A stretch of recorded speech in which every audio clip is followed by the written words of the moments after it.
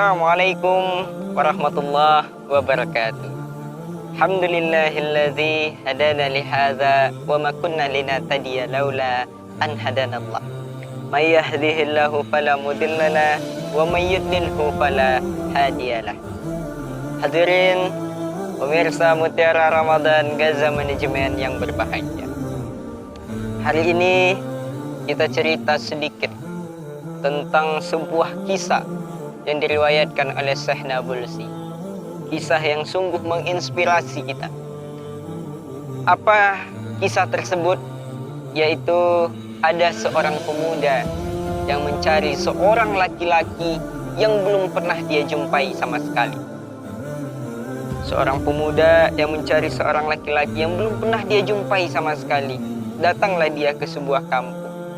Di sebuah kampung tersebut dia bertanya kepada salah seorang yang ada di kampung tersebut. Apa kata pemuda tadi? Tuan, iya. Siapa di kampung ini yang bukan warga asli? Siapa di kampung ini yang warga tempatan? Lalu apa kata orang yang di kampung tadi? Dia menjawab, sana. Rumahnya ada di sana. Ada seorang pemuda, rumahnya di sana. Suami istri. Dia bukan warga di sini, tapi dia baru pindah beberapa tahun yang lalu. Datanglah pemuda tadi ke rumah tersebut. Sampai di rumah tersebut, pemuda tadi mengetok pintu. Assalamualaikum, Tuan. Waalaikumsalam. Tuan, hamba ingin bertanya kepada Tuan.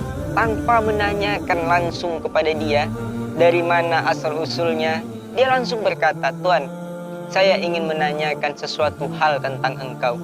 Apa yang hendak engkau tanyakan? Kata bapak tersebut. Lalu apa kata pemuda tadi? Tuan, apa amalan yang engkau lakukan di dunia ini yang mana orang lain tidak mengetahuinya? Dia bertanya kepada pemuda tersebut. Dia bertanya kepada bapak tersebut, Tuan, apa amalan yang orang lain tidak diketahuinya tentang engkau? Apa kata bapak tadi? Tidak ada. Saya nggak ada amalan apapun. Saya nggak ada amalan khusus, kata bapak tersebut.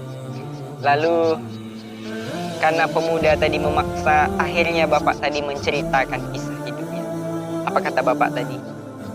Dulu ketika saya menikah dengan istri saya, ketika dalam pernikahan tersebut, istri saya berkata, dia meminta kepada saya satu hal. Wahai suamiku, iya, ada satu hal yang hendak aku sampaikan kepada dirimu.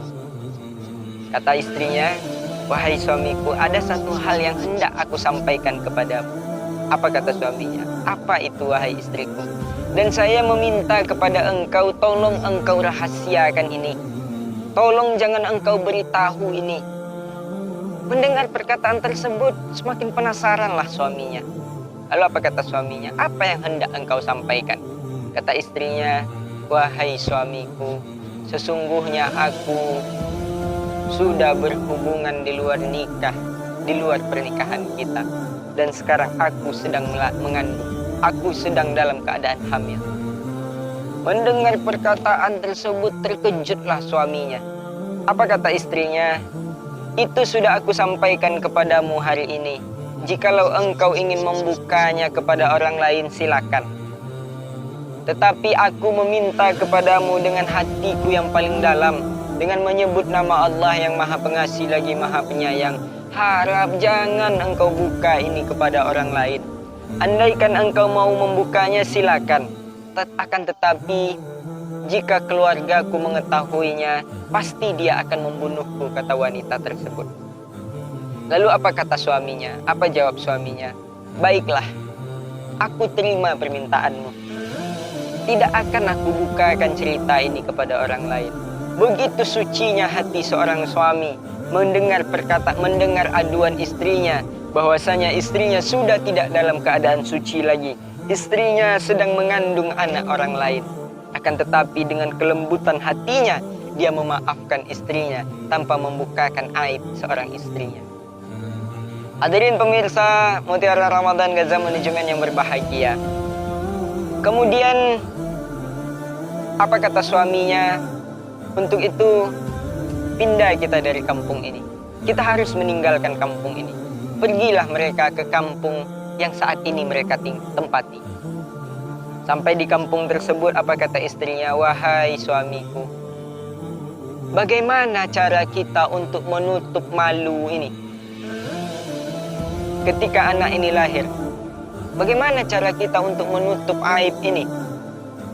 Kemudian berselang waktu lahirlah anak ini. Lalu apa kata suaminya ketika anak ini lahir? Dimintalah anak ini oleh suaminya. Dibawanya ke masjid ketika sholat subuh. Ketika azan subuh dikumandangkan, kemudian iqamat, kemudian imam mengangkat takbir yang pertama, datanglah suami tadi membawa seorang anak bayi yang masih balita. Diletaknya di pintu masjid, diletaknya di tangga hendak masuk masjid. Setelah imam mengucapkan Assalamualaikum warahmatullah, menangislah bayi tadi. Ketika sholat sudah selesai didirikan, menangislah bayi tadi. Terdengar oleh semua penduduk masjid, terdengar oleh semua majelis, terdengar semua oleh semua jemaah yang masjid yang hadir pada subuh itu. Kemudian mereka berbondong-bondong menuju ke tempat bayi tersebut sambil berkata, bayi siapa ini? Siapa yang meletakkan bayi di sini? Siapa yang tega meletakkan bayi di sini? Tak ada satu orang pun yang mengaku. Dan tak ada satu orang pun yang mau mengambil bayi tersebut. Tak ada seorang pun yang mau merawat bayi tersebut. Datanglah bapak yang meletakkan bayi tadi. Apa katanya? Kalau kalian tak mau mengurus bayi ini, biarlah saya yang mengurusnya. Biarlah saya yang membawanya ke rumah, kata bapak tersebut. Dibawalah bayi tadi ke rumah. Apa katanya terhadap istrinya? Wahai istriku, sekarang engkau tak perlu takut. Sekarang engkau tak perlu malu. Orang-orang sudah mengira bahwa bayi ini adalah anak kita yang saya bawa ke masjid. Kemudian saya bawa balik ke rumah. Hadirin pemirsa Mutiara Ramadan yang berbahagia, itu sudah diceritakan. Kemudian bapak tadi balik bertanya kepada pemuda tersebut. Apa kata bapak tadi? Wahai Tuan, apa yang membuat engkau hendak menanyakan hal demikian kepadaku? Apa kata pemuda tadi? Tuan, saya bertemu dengan Rasulullah SAW dalam mimpiku, bahwasanya engkau sudah dijamin masuk ke dalam surganya Allah Subhanahu wa Ta'ala. Hadirin pemirsa Mutiara Ramadan yang berbahagia, apa hikmahnya seseorang yang rela, yang mau menutup aib sesama saudaranya, maka Allah tutup pula aibnya. Apa kata Allah? Ya ma'sara man amana bilisanihi la taghtabul muslimin wa la tatabba'a auratihim. Faman tatabba'a aurata ahihi tatabba'a Allahu auratahu. Wa man tatabba'a Allahu auratahu yafdahuhu fi jawfi baitihi. Wahai orang-orang yang sudah berkenan mengucapkan iman dengan lisannya, jangan suka berghibah, jangan suka menggunjing, jangan suka membuka aib sesama saudara kita. Siapa yang membuka aib saudaranya, Allah bukakan pula aibnya. Siapa yang dibukakan Allah aibnya, maka Allah beri malu dia walaupun dalam diri rumahnya sendiri. Hadirin pemirsa Mutiara Ramadan yang berbahagia, siapa yang menutup aib saudaranya, maka Allah tutup aibnya.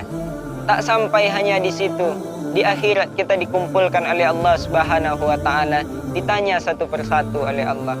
Orang yang menutup aib saudaranya ketika dipanggil oleh Allah tak kelihatan oleh orang lain. Kenapa?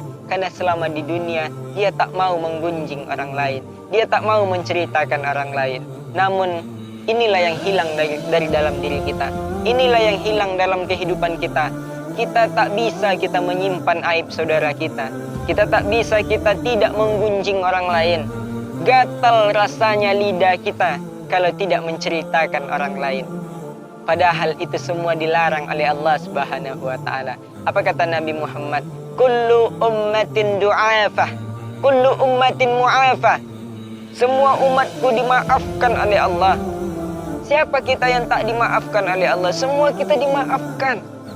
Apapun dosa kita dimaafkan oleh Allah, kecuali orang-orang yang suka menggibah, orang-orang yang suka membukakan aib sesama saudaranya.